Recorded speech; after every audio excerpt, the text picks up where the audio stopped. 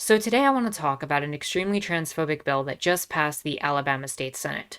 This is Alabama SB-10. The function and purpose of SB-10 is to deny and prevent transgender youth in the state of Alabama from receiving puberty blockers, hormone treatment, surgical procedures, counseling, therapy, and anything else that might be deemed medically necessary by a medical professional and the person involved in assisting their transition process. And this is being done by making it an actual crime for physicians to provide medical care for trans youth. And this has to be said at the front of all of this. This is violence against transgender people and specifically trans youth. This is a problem and it needs to be discussed and talked about. Before I go on though, I do want to provide a small content warning.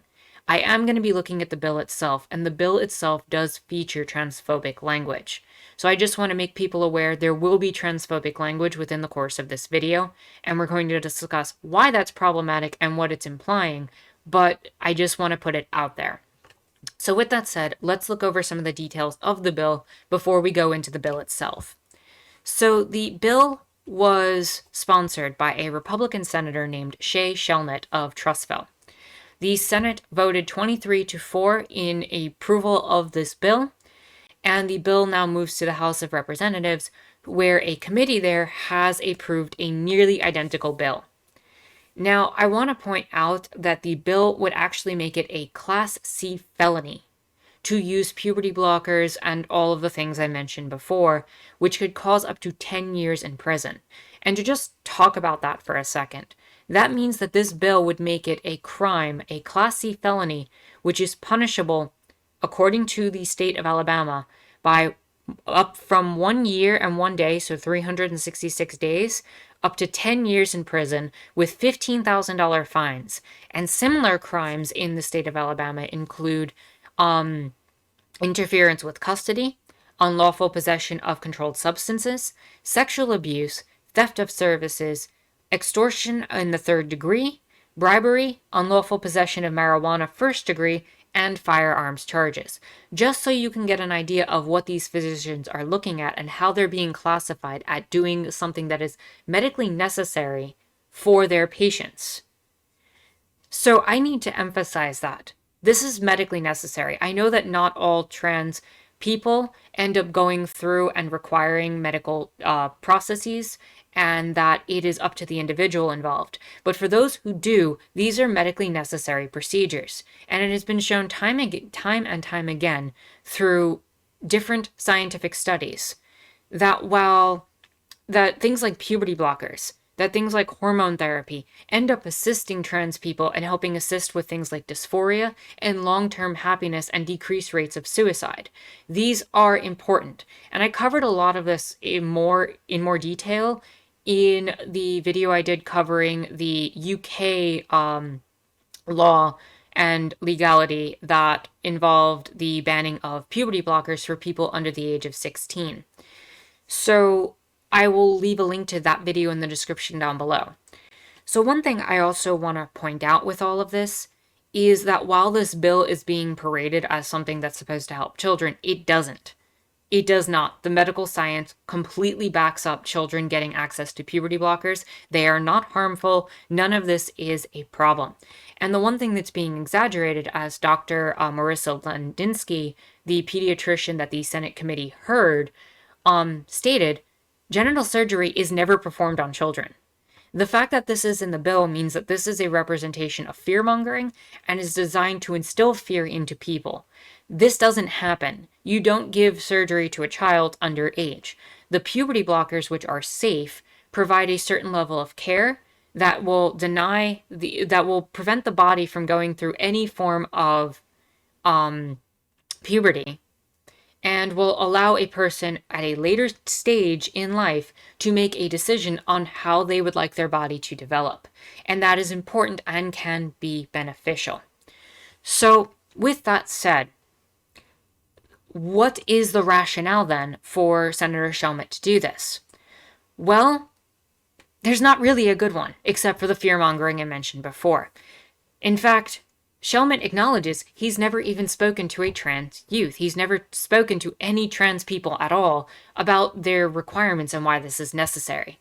And as a matter of fact, he has very paternalistically associated trans children getting this with why we deny children access to smoking and drinking, saying that they're not able to make the decision, and more importantly, quote, that families are not able to make the decision. Which goes into a whole thing about the rights of children and how families can often inflict abuse onto children with religious beliefs in particular. Further, the senator ended up coming out and denying an amendment from a fellow Republican, Tom Whatley of Auburn. And Tom Whatley had proposed an amendment on the bill that would allow counseling to continue. But Shellnutt said that he wanted children to get counseling, but not any that confirmed gender identity or that, quote, conflicts with birth. So Senator Shellnutt is clearly denying access to counseling and therapy by denying this particular bill and by making it that much harder for trans children to receive any sort of therapy or care, let alone any other medically necessary procedures they might require moving forward.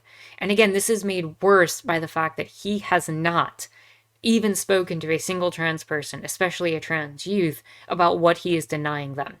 And we talk about how this is tied to family values or the family needs to make a decision, but there are families, there are parents of trans children who have spoken out against this bill, and they have largely been ignored. So which families are you speaking to? Because it sounds to me like it's the ones who already come with the bias against trans people.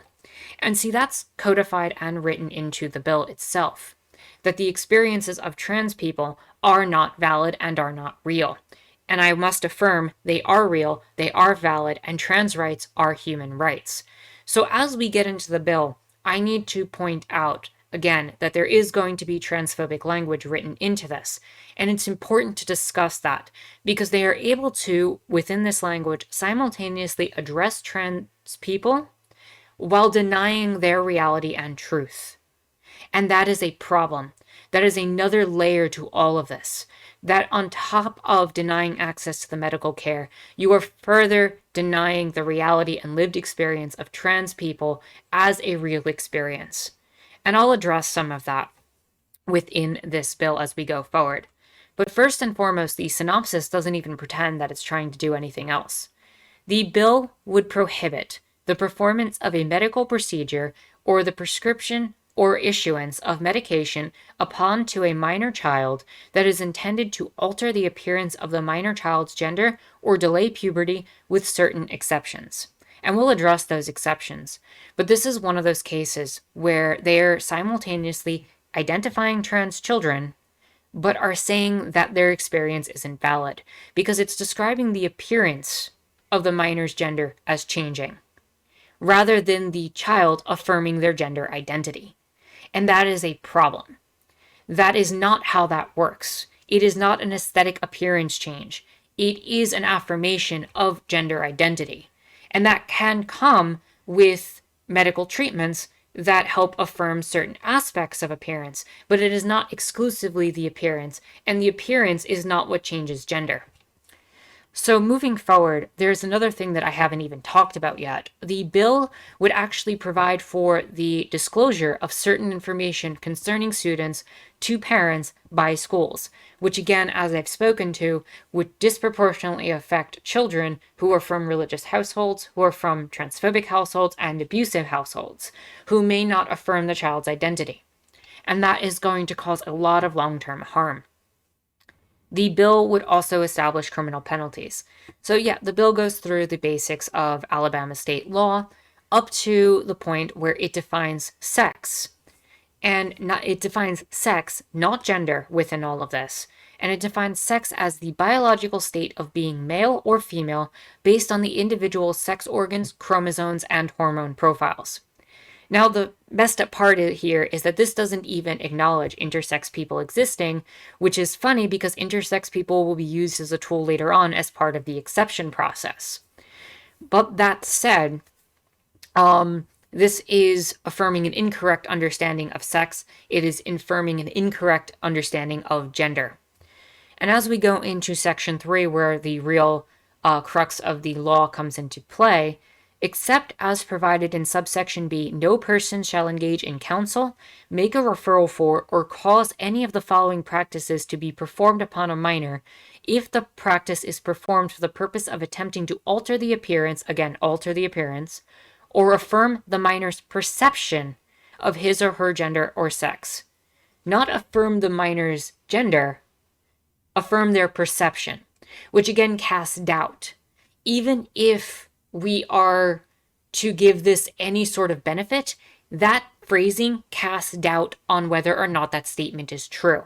You could have easily left the word perception out of that sentence, and it would have been way more clear as to what the reality is, that it's the minor's gender identity. If the perception is inconsistent with the minor's sex as defined in this act. So they are clearly tying sex and gender together, which, as I've outlined, is not the same thing. Gender is a spectrum. It is an identity that is understood within a social framework, and it comes, like I said, on a spectrum. Sex is more or less a bimodal distribution of characteristics and is tied to, all the different characteristics that was described as sex, but it's much more complicated than that and much more nuanced. And I'd go into all the details, but that might be beyond the scope of what we're trying to address.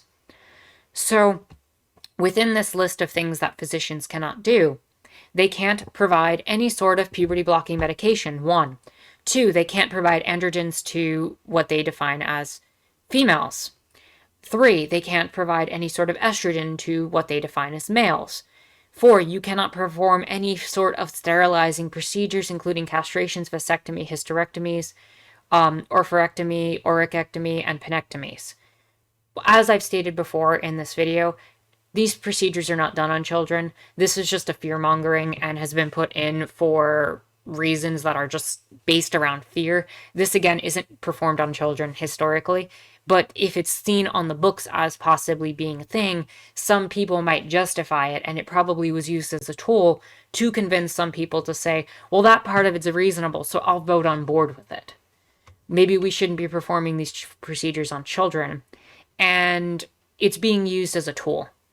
It goes into more about the performing of surgeries, and removing healthy, quote-unquote, healthy body tissue. And the subsection of this is where intersex people get used as a tool. This does not allow or deny people who, quote, have a medically verifiable disorder of sex development, including any of the following. An individual born with external biological sex characteristics that are irresolvably ambiguous, including anybody born with 46XX chromosomes with virilization, 46XY chromosomes with undervirilization, or have both ovarian and testicular tissue. So basically, if you're intersex, we can totally fix that. We need to normalize you. We need to get you into one of the two categories because that's all it is important to them.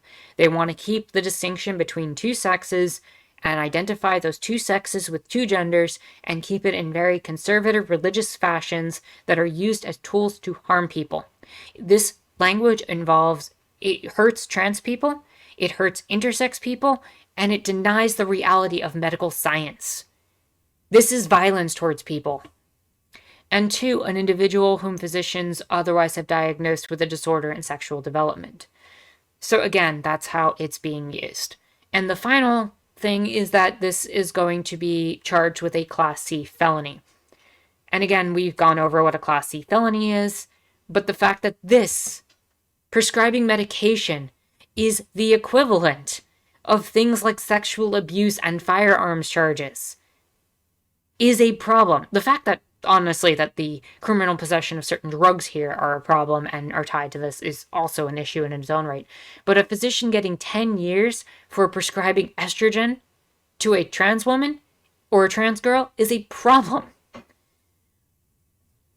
So the bill further goes into Section 4, which is the whole area where it talks about the fact that no nurse, counselor, teacher, principal, or other administrative official or at a public or private school attended to by a minor shall do any of the following. Encourage or coerce the minor to withhold from minor's parents or legal guardian the fact that the minor's perception of his or her gender or sex is inconsistent with a minor's sex. So again, that's going to be built into it the entire way through about perception and inconsistencies. But this is problematic in the fact that any child who says to a very supportive teacher, hey, I might be trans. I am experiencing dysphoria. I'm going through this. Can you help me? You are now mandating that a teacher, a counselor, a principal, a nurse, administrative officials are mandated to report this to parents. And if the child's coming to the people in the school, chances are that the reason they're doing so is because they don't feel safe talking to their parents. They're scared of the outcome because the parents hold a lot of power over the child, about them getting access to the things they need, about their own care. There's just a huge power dynamic there. And maybe that's fearful for a child. And the rest of this all goes through to basically justify the different perspectives and making the law come into fruition and all that stuff.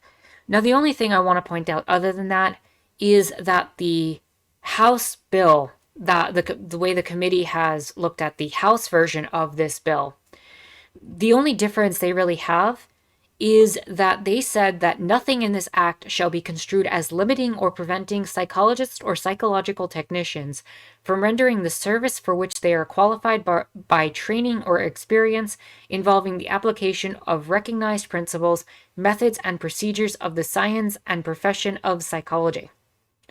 So even though this is disproved by science, they codified it into law as far as they're concerned. They want to codify this into law to say that what we are doing is not against science because the law says so. That's not how science works. That's not how law should work. This is a problem. This is extremely problematic. And at the end of the day, this is also the same legislature that is also proposing another bill that is designed to make it so that in K-12 schooling, competitions and athletics have to deal with biological gender as this, real thing that exists. This all is being designed by the state of Alabama to actively harm and hurt trans children, to deny its existence, and this will cause the loss of life, the loss of years of potential joy and happiness, and it's just reductive to the needs of people. This isn't hurting, trans people existing isn't hurting anybody, first and foremost. And the science backs all this up, and I can't emphasize that enough. This bill will cause harm. This bill will cause violence, and there will be blood on Senator Shelnutt's hands. And this is just a test balloon. If Alabama manages to get this through, this type of legislation might start popping up across the South. And we're going to have to fight every single one of these in state legislatures. And when they come out, we need to find ways around this. Because these are medically necessary procedures for a lot of people. And not having access to it is going to cause harm in the long run. I can't emphasize that enough.